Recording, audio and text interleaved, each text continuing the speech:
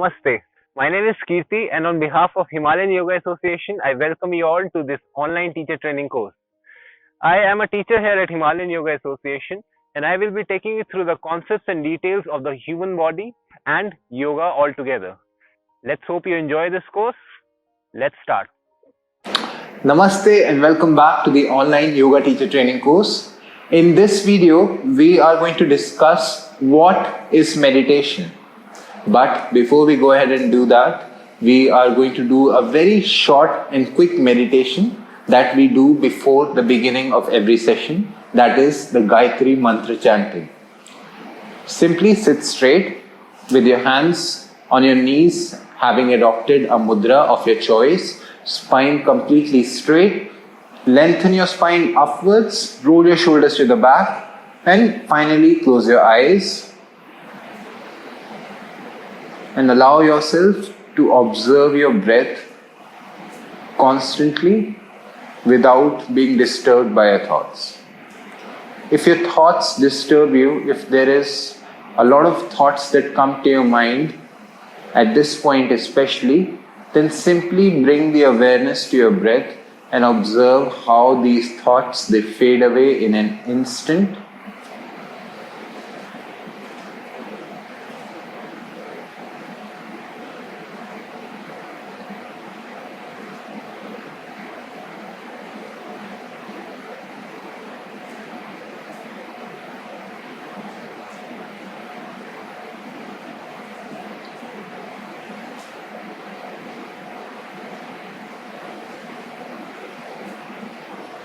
After a few deep inhalations and exhalations, slowly bring your hands in front of your chest, Namaskara Sthiti. Touch the heart center with the back of your thumbs. And if you know the mantra, you can chant it with me. Otherwise, you can always repeat it afterwards. Slowly breathe in once.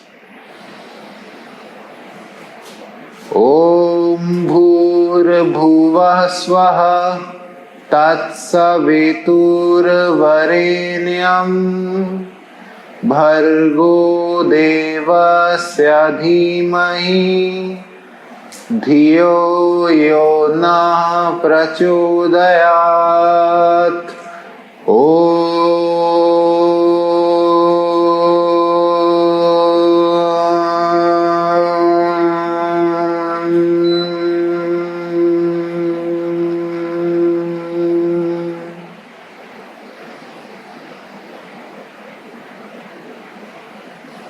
Having absorbed the vibration and effect of the mantra, let's generate some energy between our palms by rubbing our hands against each other. And after you feel this energy, you can transfer it straight to your eyes first. Then you can massage your face. And afterwards, you can transfer this energy to wherever on any body part you wish to transfer this energy to. Once again, before you open your eyes, fold your palms, bow down to your fingertips with a few blinks. Come back. Welcome back. So, another very popular yogic term nowadays is meditation. A lot of times we come across celebrities talking about meditations. If we read the 8 limbs of yoga, then meditation is the 7th limb of the 8 limbs of yoga. There are endless applications on the internet, on every platform which talk about meditation, and there are so many techniques to meditation. My question to you is, what do you think is meditation according to you? In this video, I am going to discuss what my perspective of meditation is. We are also going to discuss what Yoga Sutras of Patanjali think about, or what the Yoga Sutras of Patanjali say about meditation in itself.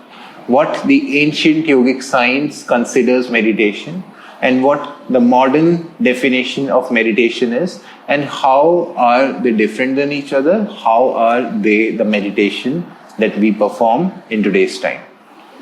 So if we go by let's first discuss the ancient yogic philosophy, and let's consider the proportionate of what meditation is.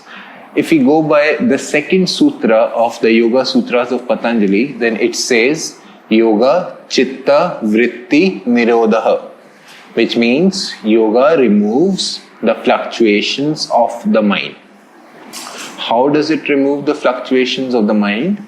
Simply by bringing a stillness and creating a union between the mind, the body, the senses, and the environment that you're living in. Yoga as a word in itself means union. Union of what? Union of everything that you are and that you are surrounded with. As we are born, we are programmed and raised to believe in creating materialistic possessions. We are raised to create, more achievements, more galores of a lot of things. We just think that personal growth and success is all about achieving things, making more money, achieving more success. But in reality, you are not going to go much far away with this whole ideology. The ancients understood that all of these things, the materialistic aspirations, they will not take you very far away in life, and they will never be able to satisfy you, because at the end of the day, there is always a more updated version of whatever you have available in the world. Be it technology, be it cars, be it houses, be it women, call it whatever you can achieve in this life, everything has an updated version except for the one thing, which is satisfaction of your own soul. There is no upgradation to this. Once you're satisfied with what you are, only then can you finally achieve liberation of the Atman or the soul. According to the Yoga Sutras of Patanjali, it simply states that ultimately the proper liberation, the freedom of the soul can only happen after the mind has created a union with the surroundings, and it has completely surrendered to the fact that no materialistic aspirations will be able to satisfy you. Are you truly able to liberate your soul? Now, let's talk about the meditation as a technique, what meditation is all about. Meditation, as the same way we discussed in the Panchakoshas, is a part of the Manomaya Kosha, or the mental layer of human existence. Meditation helps you take control of the mind. As a technique, if I have to define meditation in a single line or a single statement or a definition, then I would simply say that meditation is the technique wherein you are focusing on one single point for a lengthened amount of time without enduring any stress, which tells you that you are any activity that you're involved in which does not take your focus away from that activity or that point. It does not create any distractions. It does not create any other thoughts inside your mind. That activity can be a meditative activity. For example, driving in itself is an act of meditation wherein you are the subject and the object of focus in case of the whole driving mechanism is the road. The moment your focus goes away from the road, the body or the car, the vehicle that you're driving is prone to accidents. Another example of meditation could be something as simple as cooking, for that matter. Cooking is an activity where you're completely focused on the creation of the dish that you're trying to cook. The moment you get distracted, that dish can get burnt. That dish can lose its flavor, its color, its texture, its presentation, and it can even go to waste entirely. So all the preparations can go to waste. I'll give you one more example of meditation similarly. Something as simple as listening to your favorite music. Of course, there is so much music available in the world, but only a few songs, only a few tunes, they are synchronized with how the mind appreciates them. And that is a completely individual perspective. Anytime you're listening to your favorite music, you are completely undistracted from any other thoughts. the lyrics, the music of that song, it consumes your mind and your awareness and your attention so rigidly, so tightly, that the mind does not enjoy creating other thoughts, and it is completely immersed in the whole activity of listening to music. That is why any task which takes your complete and undivided attention for a lengthened amount of time without creating any fluctuations can be an act of meditation.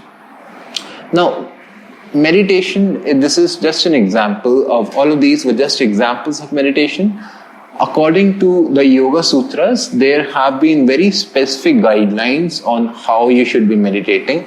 The principle, however, remains the same. The principle still talks about one single object. Imagine if you're trying to focus on something, if you're trying to concentrate on a task, but you're constantly hearing different sounds, you're getting different instructions from the environment, which disturb your awareness, which disturb your attention that you're trying to give to that task, naturally that act cannot be an act of meditation. That activity will obviously also hamper your performance because you are not able to pay complete attention to this one point in the first place. Now, according to Yoga Sutras of Patanjali, meditation is the union of the mind, the body, the senses, and the soul. If you observe the 8 limbs of yoga, then you'll see that the meditation is the second last limb, which precedes the last limb of the 8 limbs of yoga, that is samadhi, liberation, or enlightenment itself. All the other activities, all the other preparations that you have to do before you reach the stage of meditation are before the 7th step. That may be yamas, niyamas, asana, pranayam, pratyahar, dharana, dhyan, which is the 7th stage itself. Now, paying attention to to these 8 limbs of yoga, you will realize that the first 4 limbs of yoga, yams, niyam, asanas and pranayam, they are all external in nature.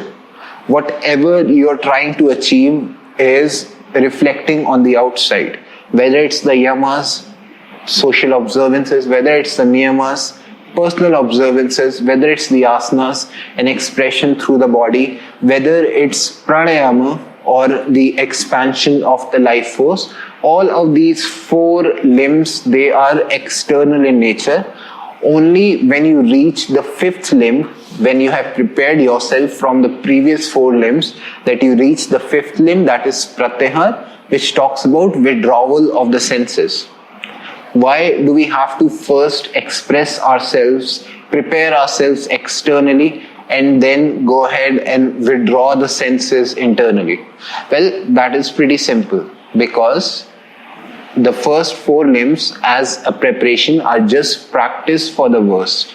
In simple terms, all of these different activities, the yamas, the niyamas, the asanas and the pranayam, these 4 which are external expressions of the physical body, are all about preparing the mind for the worst scenario that it can present, that the universe can present to you. With the help of asanas, you are able to sit still without creating any disturbance in the physical body. With the help of pranayam, you're able to create a more valid, a much deeper connection with the prana that you're inhaling and exhaling. With the help of the yamas and niyamas, you're able to cleanse the thoughts, cleanse the mind's inside, the mind's activity. And with the help of niyamas, you're able to again cleanse this physical body, cleanse the activities that you have to perform. Basically, these are all going to discipline your mind, your body, and your senses. Eventually, by the time you reach 5th stage, which is pratyahar or withdrawal of senses, you will be prepared to let go of all of these fluctuations so that you remain undisturbed by any hurdles, any obstruction, any obstacle that comes your way when you're actually trying to meditate. Simply put, your mind is the driver of this vehicle that the physical body is.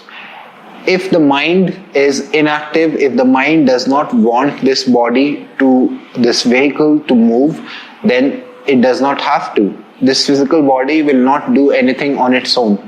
Everything that this physical body does, it's all possible because the mind is giving it the instructions that it has to do. If the mind is dead, then this body is useless. But if the body is dead, then the mind or the conscience can still stay on in the form of Atman. So after the fifth stage, after you have withdrawn from the senses, through which you gain control of the senses. Remember the definition of yoga: union of the mind, the body, the soul and the senses. With the fifth step, you are able to take control of the senses. And eventually thereon, you train the mind into getting into the stage of meditation by trying to concentrate or by intending to concentrate into a state of meditation. If I have to go ahead and give you a philosophical example of what meditation really is, then consider building up a relationship with someone. In our everyday lives, how do you build a relationship? By first making contact with someone else. That is the first step, that you make contact with someone else. Then you try to form a deeper connection. At the point when you are still making a contact and until the point when you are still trying to establish a deeper connection, by sharing your information and by listening to some of their information, you establish a more deeper connection. Then you go on to develop a much deeper friendship. It could be a partnership, it could be a marriage. Only when you merge yourself with the other person and develop this limitless friendship, that you are able to eliminate the thoughts of me and you and create a relationship which is considered as us instead of individuals. It is us that the meditation or the friendship or the partnership or the marriage is all about. So similarly, meditation is all about uniting with your surroundings. The fact that all the suffering comes from the fact that we are separate from nature itself. But in reality, we are a part of the nature. And meditation is all about realizing this fact. Meditation is all about bringing you closer to nature so that you can let go of this separation, you can let go of this distance between nature and me. Now, I hope you found this video informative. I would like to talk to you more about meditation, but we are going to do that in the upcoming series, in the upcoming set of videos. Until then, I will see you again. Thank you and Namaste.